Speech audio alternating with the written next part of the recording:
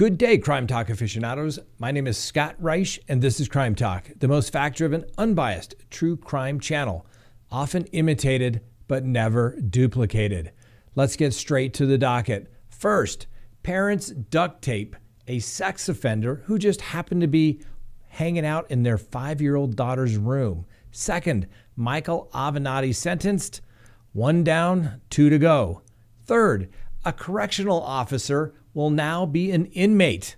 Wait until you hear what she did to get in trouble. But I thought it was legal. Would you pick these guys up as hitchhikers? Not the Happy Meal prize that mom was expecting. And finally, our dumb criminal contestant of the day. Let's talk about it.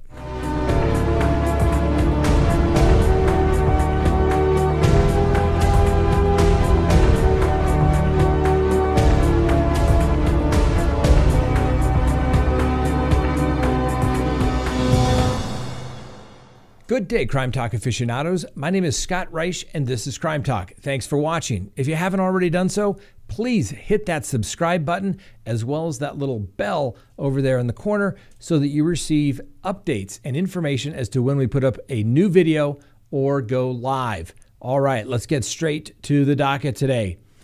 Take a look at this guy, Daniel Diaz, 39. All right, he's a registered sex offender. And apparently he had nothing to do the other day, so he thought he'd go maybe peeping into other people's windows. Well, he didn't just stop there. When some homeowners realized that they thought somebody was outside of their residence looking in, the grandmother actually went to her son-in-law and said, "I think there's somebody outside." At that point, the owner of the house went outside, confronted Mr. Diaz, and told him to leave or I will call the police. Now, I wish the homeowner in this situation had called the police and let Mr. Diaz know that he was serious about quit creeping around your house. Well, it didn't stop there. Shortly thereafter, they heard a loud banging noise, which, what did it turn out to be? That's right, Mr. Diaz entering the home. And this time, where did the homeowner find Mr. Diaz? Standing over his 5-year-old's daughter's bed. That's right. Mr. Diaz had pried his way into the home and was standing over the bed. Now, Mr. Diaz is a registered sex offender, so what could possibly go wrong? Well, fortunately, the homeowners took action. They apprehended Mr. Diaz, duct tape him, and they held him for 15 minutes. Why 15 minutes? That's how long it took for the police to arrive. Now, I'm not complaining about the police, but it's reality, ladies and gentlemen. It's going to take 15 minutes for the police to arrive at an emergency where the homeowners have said, "There's a strange man in my daughter's room." We've talked about this before. You have to be smart, but you have to be able to take care of yourself. Well, Mr. Diaz probably wishes he had just left and gone about his business, because now he is facing charges regarding a home invasion, child endangerment, peeping, and prowling. Thank goodness he did not touch the 5-year-old. But ladies and gentlemen, be careful. I keep trying to say this, and I don't want to sound like some paranoid guy, but I'm telling you, it's a dangerous world out there. Take care of yourself. Next on the docket, Michael Avenatti. He was sentenced today. How much time did he receive? 30 months. 30 months. 2.5 years in the Federal Bureau of Prisons based upon his attempted extortion attempt from Nike. That's right. He represented a coach by the name of Gary Franklin, and he was trying to settle a claim with Nike for $1.5 million. Avenatti then wanted another $12 million and guarantees of $15 million to $25 million in payments for an internal investigation of Nike that he was going to conduct. You know, of course, that was a reasonable fee for a reasonable representation, according to Mr. Avenatti at the time. Apparently not so reasonable anymore. And Nike thought it was a shakedown. So what did they do? That's right. They called the United States Attorney's Office, got Mr. Avenatti to repeat himself and his threat of pay me or I will go to the media and spread information about Nike. Nike wasn't amused. Neither was a jury. Mr. Avenatti was convicted. Well, now he had sentencing. Now, what have I said many times? And if you look at the video, the 12 undeniable truths from a criminal defense attorney, that's right. Truth number one. There are two types of people in the world, those that are humble and those that are about to be. Mr. Avenatti let fame go to his head. As you may recall, he was representing Stormy Daniels. Of course, now he has a criminal case for embezzling money from her, allegedly, of course. And Mr. Avenatti spoke. He actually wept in court today, getting very choked up throughout the sentencing hearings, and stating that the two mediums that fueled his rise and fame were that of TV and Twitter. And he now realizes that it really means nothing at all. The court even stated that Mr. Avenatti became drunk on power of his platform and basically perceived his platform to be much greater than it actually was. And Mr. Avenatti stated that he betrayed his own values, his friends, his families, and himself, and that he and he alone has destroyed not only his career, but his relationships and his life. And unfortunately, that is true. He should have just been humbled, represent the client that was before him, and represent the client's best interest, and not try to make a fee for consulting for Nike on his own. That's what got him in trouble. So 2.5 years in custody for this extortion attempt. Frankly, it's a little light considering the government wanted 14 years, and he and Mr. Avenatti was simply asking for probation. Well, Mr. Avenatti still has two other cases. He faces a criminal trial regarding the theft of some $300,000 from a book advance that he got for Stormy Daniels and then used it for himself. And then he has a criminal tax case along with a criminal tax case in California for taking money from his clients. The most important things that they teach you in school regarding ethics is one, don't sleep with your clients, always a no-no. Second, don't steal your client's money. That will, in fact, get you disbarred. And third, always communicate with your clients. Now, looks like Mr. Avenatti didn't do well on two of the three, didn't communicate, and he stole their money. So needless to say, 2 out of 3, he is going to lose his law license for sure. It's sad. He apparently was a very good trial attorney, but he let his ego get in the way of looking out for the client's best interest. Next on the docket, a correctional officer is now going to be an inmate. What did she do to become an inmate? That's right. Tina Gonzalez was busted after the Fresno County Sheriff's Office workers received a tip. What kind of a tip? Apparently the Sheriff's Department received a tip that Miss Gonzalez was in a relationship with a prisoner. And of course, it was caught on a cell phone. Now, of course, cell phones aren't supposed to be in a jailhouse facility or a prison, but that's a story for a different day. Needless to say, the cell phone captured, which according to police officers can only be described as something only a depraved mind can come up with. That leaves something for the imagination, doesn't it? Well, Miss Gonzalez was relieved of her job just after she resigned when the scandal came about. And she was accused of cutting a hole in her uniform to facilitate her inmate encounters. And these were apparently viewed by at least 11 other inmates during the time. According to prosecutors, she showed no remorse. she continued to engage in a relationship with this inmate. And of course, those telephone calls are all monitored. And during those calls, she would continue to engage in sexually explicit conversations with that inmate and actually boast about the crimes that she was previously charged and now convicted of. She is going to spend 210 days behind bars and then, upon her release, begin 2 years of felony probation. She actually pled guilty to sexual activity by a detention facility employee with a consenting confined adult and possession of drugs and alcoholic beverage in a jail facility. She ultimately pled guilty, so I guess there was a little bit of acceptance of responsibility, but not exactly what the prosecutor was hoping for.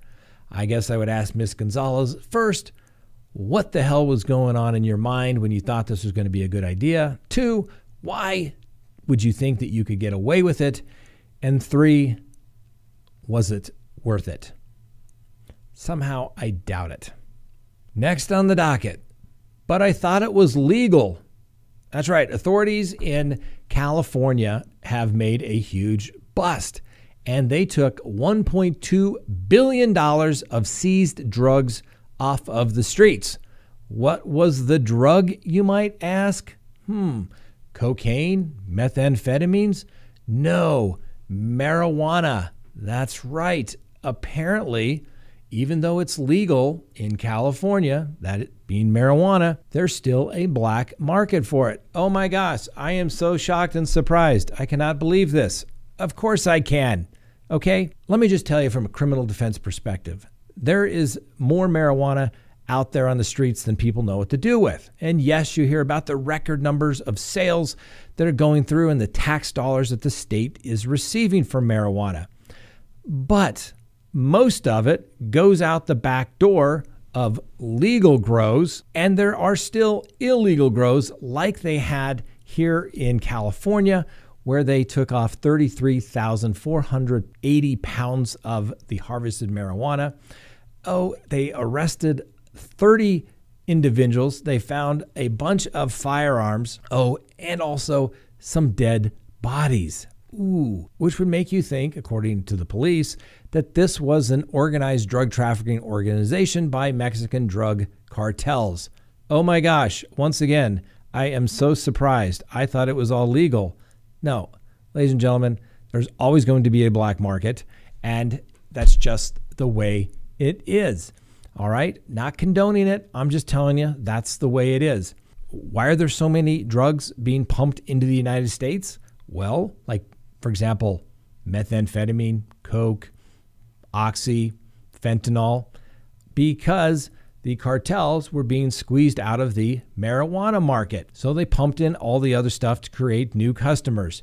They still are involved in the illegal market here as well. I know a lot of people don't want to believe it because we made it legal that there would be no black market, but it's the case. And when these cases get prosecuted, let's say, for example, in the state that I reside in, people get prosecuted for shipping marijuana to other states, which is a crime. It's stuff that went out the back door that regulators didn't know was going on. But what do the regulators ask for when the individuals are busted? Sure, they want them to be sentenced for the distribution of drugs, but what do they really want? The money. The money, because it's always about the money. And when they say it's not about the money, it's always about the money. Every marijuana case that I've handled where stuff has gone over state lines, what do they ask for? That's right. The Department of Revenue wants their tax dollars. Ain't nothing legal until the government gets their cut.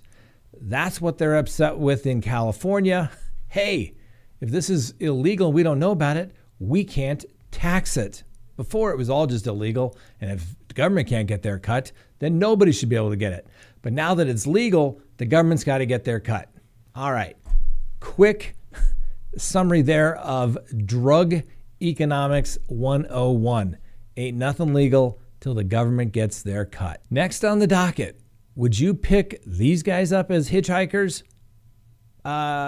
Possibly not. Eugene Rotes, Jesse Davis, Cody Villalobos, and Zachary Hart.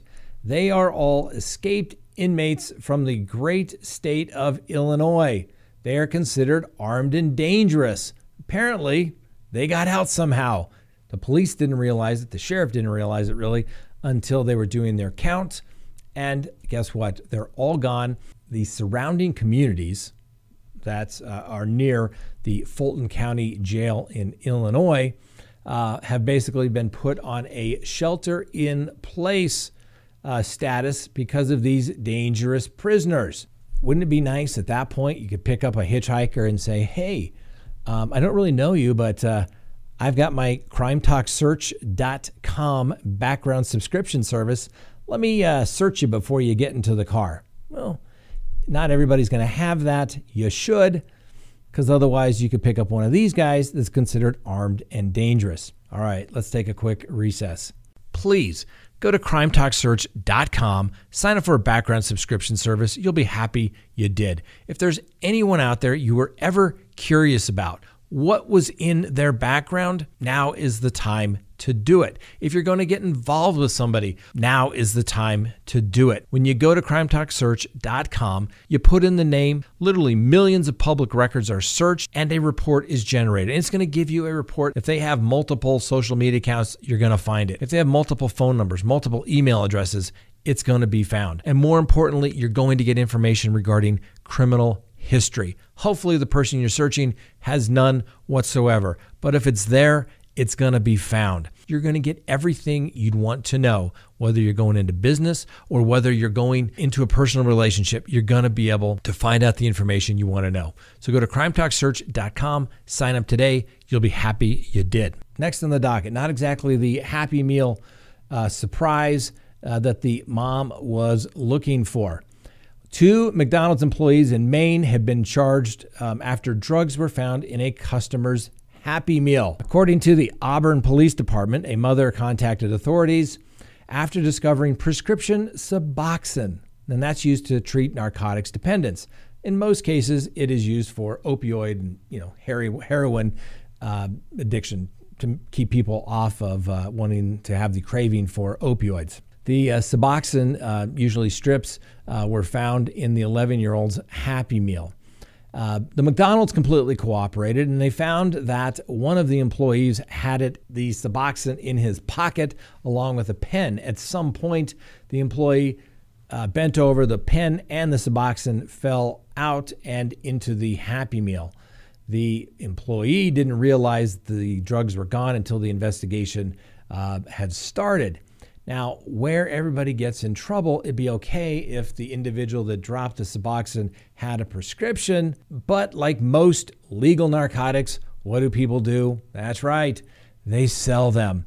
So, Michael Sevi, 43, was charged with unlawful possession of scheduled drugs, and Mariah Grant, 29, was charged with unlawful trafficking in these scheduled drugs. Why do you say? Well, Mr. Sevi was charged for the possession of the drugs that are controlled, Schedule 2, and Miss Grant was charged with distribution. You can't give away your drugs to anybody. You can't sell them. You can't give them for free. That's distribution under the law, ladies and gentlemen. So next time somebody says, oh, I got an extra Oxy, or you want to give somebody an OxyContin from your unused medicine cabinet prescription, they're full of pills. Guess what? That's illegal. That's distribution of a controlled substance. Don't do it. That's your free legal advice for the day. All right. Next on the docket, our dumb criminal contestant of the day.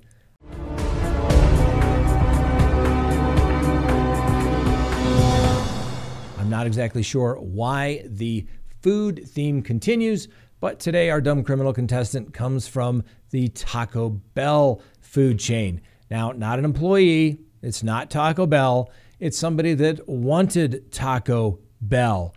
Devin McNeese wanted Taco Bell. He was a passenger in a vehicle when he tried to creep into the car right in front of him. The other car wouldn't let him in, because they were in line. So what's the logical thing to do? Devin McNeese then pulls out a firearm, loads it, points it at the driver and passenger in the other vehicle. Bad move. Needless to say, the police were called and Mr. McNeese is arrested. Now, Mr. McNeese should have just let it go, exercised a little patience, could have made a quick trip to the border from the amount of time that he has now spent in custody. Why is he still in custody? He didn't get a PR bond. Well, apparently in Tennessee, when you point guns at people, they still take that rather seriously.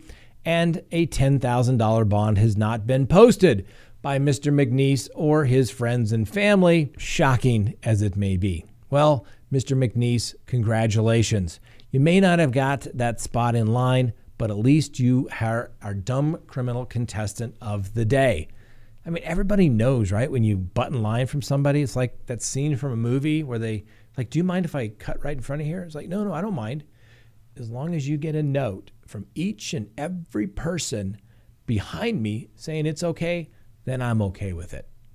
Mr. McNeese, you could have just run to the border.